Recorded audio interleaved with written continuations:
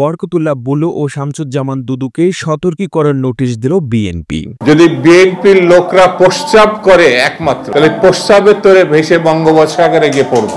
অসংলগ্ন বক্তব্যের দায়ে দলের ভাইস চেয়ারম্যান বরকতুল্লাহ বুলু ও শামসুজ্জামান দুদুকে নোটিশ দিয়েছে বিএনপি। গতকাল বৃহস্পতিবার রাতে বিএনপির কেন্দ্রীয় দপ্তর থেকেই এই দুই নেতাকে নোটিশ দেওয়া হয়।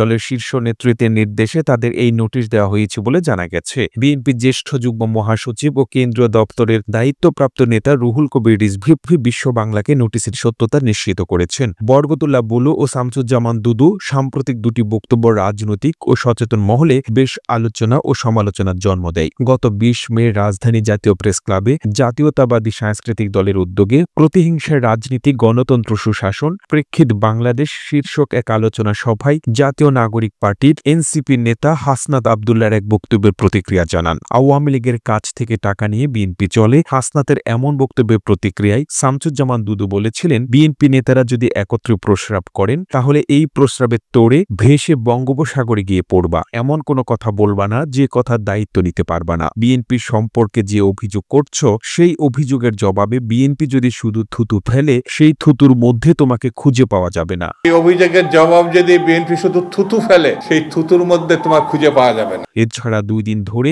সামাজিক যোগাযোগ মাধ্যমে ভেসে বেড়াচ্ছে বিএনপির আরেক ভাইস চেয়ারম্যান বরকতুল্লাহ বুলুর একটি বক্তব্য। একটি অনুষ্ঠানে তাকে অন্তর্বর্তী সরকারের প্রধান উপদেষ্টা অধ্যাপক মোহাম্মদ ইউনূসের ধর্মবিশ্বাস নিয়ে প্রশ্ন তুলতে শোনা যাচ্ছে। 1970 সালে সে অর্থোডক্স চার্চে গিয়ে খ্রিস্টানদের মনিকের মাকে বিয়ে করেছেন। প্রতিবেদনটি তৈরিতে তথ্য ও উপাত্তের সাহায্য নেওয়া হয়েছে প্রথম আলো থেকে। আর তখন আপনারা সঙ্গে ছিলেন বিশ্ব বাংলার। সেই সঙ্গে আপনি বাংলাদেশের কোন জেলা থেকে এই ভিডিওটি দেখছেন আমাদের কমেন্ট করে জানান। আমরা পরবর্তী ভিডিওতে আপনাকে ধন্যবাদ জানাতে ভুলব না। এতক্ষণ বিশ্ব বাংলার সাথে থাকার জন্য অসংখ্য ধন্যবাদ।